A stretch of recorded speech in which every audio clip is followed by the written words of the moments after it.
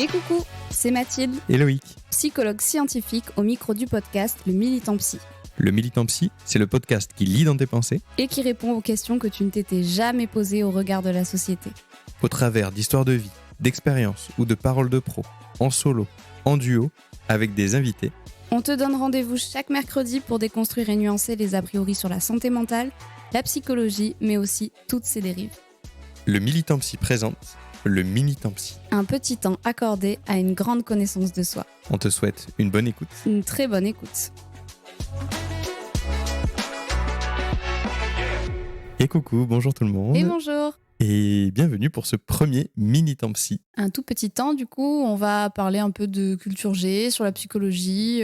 C'est quelques minutes, hein, c'est pas des longs formats, mais on s'est dit que ça pouvait être sympa sur des petits trajets, d'apprendre des petites choses sur la psycho. Et aujourd'hui, on s'est dit qu'on allait vous parler des voix. Et on s'est posé la question de savoir si vous saviez qu'en fait, c'était tout à fait normal de potentiellement entendre des voix.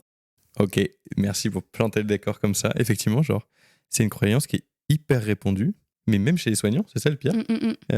Et dans la pop culture et dans plein de choses, que entendre des voix, c'est mauvais signe. La croyance, c'est si t'entends des voix, t'es un peu fou, Ouais. en fait. Je pense que d'ailleurs, si je vous dis, ok, qu'est-ce que c'est pour vous entendre des voix, vous pensez à schizophrénie, folie. Et puis surtout, c'est mauvais signe, quoi. C'est mauvais signe de santé mentale d'entendre des voix. On l'a dans d'autres psychopathologies, comme dans le stress post-traumatique aussi, Ouais. comme des reviviscences.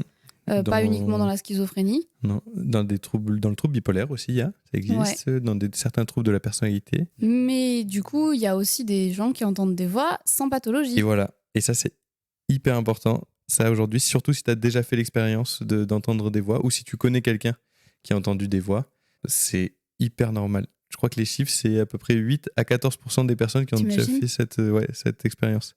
Mais tu sais Donc que ça m'étonne pas parce que je suis persuadée que même dans des expériences de deuil, tu vois, ou de grosses séparations, Ouais. tu peux être amené à entendre des voix parce que même par exemple dans le cas où tu perds quelqu'un, tu sais, tu peux même avoir des hallucinations visuelles Non, mais oui. où tu as l'impression de voir la personne, ou par exemple même quand tu es très amoureux, tu as l'impression t'as l'impression que tu vois la personne partout dans la rue, etc. Et du coup, c'est vrai que quand il réfléchit, on se pose pas tellement la question parce qu'on se dit ça passe On à autre rationalise, chose et on ouais. rationalise vite, ouais. Mais pourtant, c'est vrai que pour les voix, on en fait quand même quelque chose de très pathologique. Ouais, c'est ça, comme un trait pathologique. Pendant très longtemps, même, il y a des gens qui disaient entendre des voix égale schizophrénie, et hop, il y avait direct traitement et tout le bordel. Oui, c'était un signe C'était- clinique. ouais. Je sais plus le nom, ce que c'est. Ouais, Il y a un nom pour dire, en gros, c'est le signe qui diagnostique. Alors qu'en fait, zéro, pas du tout. Et tu disais aussi un truc important, c'est genre, ça peut être grave normal. Déjà, si vous avez déjà eu une journée où vous avez pas bien dormi, c'est sûr et certain déjà que vous avez pu avoir ce genre d'expérience. Oui, le manque de sommeil, ouais. Et qui a Et tu vois, même les jeunes parents, Ben tu sais, ouais. le fait d'entendre son bébé pleurer, Oui.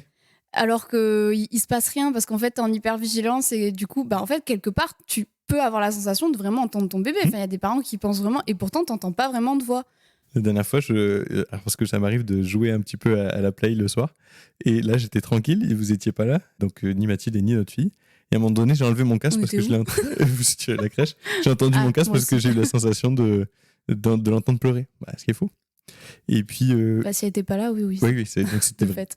C'était une hallucination. Et puis il s'est jamais retourné en entendant son prénom dans la rue ou tout court, alors que en fait il y avait personne. Mais est-ce que du coup il y a des gens, tu vois, qui entendent des voix de façon régulière? Ouais. Parce que là on parle de moments Là, voilà, on très parle particuliers, etc. Ouais. Où effectivement ça, je pense que ça touche vraiment tout le monde. Ouais. Mais il y a aussi des gens qui entendent des voix de façon plus régulière et peut-être de façon plus intense, mais ça ne veut rien dire non plus. Ouais, c'est ça. Entendre des voix, il faut garder à l'esprit que c'est une expérience hyper commune. Et puis il y a des gens qui en ont tout le temps, qui entendent des voix très spécifiques. On appelle ça on appelle ça les entendeurs de voix. En fait, c'est une association qui s'appelle comme ça de mémoire. On vous donnera un peu tous les trucs au cas où si vous vous reconnaissez. Ils entendent des voix, ils interagissent parfois avec leur voix, tout ça. Alors, ils sont bien conscients que c'est une hallucination, ils n'ont aucune pathologie mentale, ils vivent très bien dans leur vie. Oui, il n'y a pas de délire associé. Voilà, il n'y a rien de tout choses, ça. Ouais. Si on va un peu plus dans le sujet, c'est des gens qui ont pu vivre des événements compliqués dans leur vie Donc ils entendent des moments de tout ça alors qu'il n'y a pas Mais de sans trauma. stress Voilà, sans post-traumatique stress associé. post-traumatique, sans Ok. tout ça. Et sans lésion cérébrale. Sans lésion cérébrale, Ouais. sans tout ça. Non, vraiment, c'est ça. Et il existe aussi, et ça c'est hyper important, parce que bien que c'est une expérience normale, on peut aussi être stressé par ce vécu-là et pas bien non par ce vécu-là.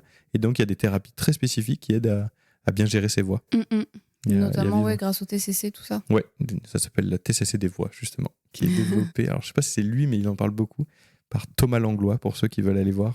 Super psychologue.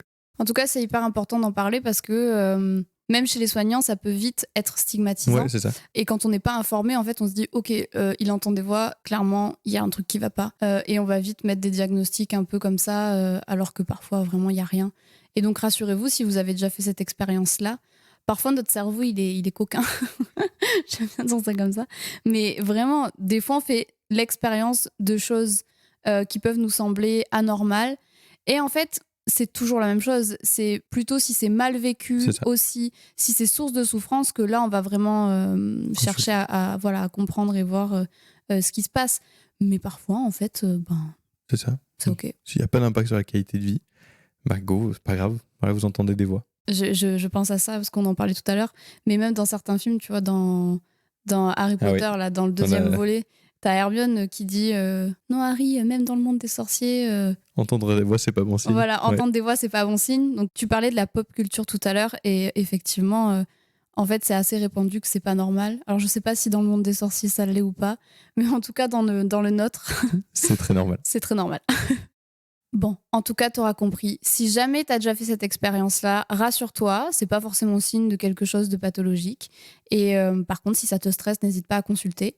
Et si jamais t'as des questions à ce sujet, nous, on peut y répondre. Oui. On espère que ce premier petit temps psy t'aura plu. N'hésite pas à nous retrouver sur les réseaux sociaux. Et nous, de notre côté, on remercie Alice pour le montage de cet épisode et on vous dit à bientôt. Prenez soin de vous. Cet épisode touche à sa fin, mais pas de panique. On se retrouve dès la semaine prochaine, toujours le mercredi pour un nouvel épisode. Sache qu'on aura toujours plaisir à lire ton avis ou même tes suggestions. Donc n'hésite surtout pas à t'exprimer. Et si d'ici là tu as des questions ou que tu veux suivre nos aventures, tu peux nous retrouver sur TikTok et Instagram. Les liens sont en description. On te dit à très bientôt. Et prends bien soin de toi. Très bien soin de toi.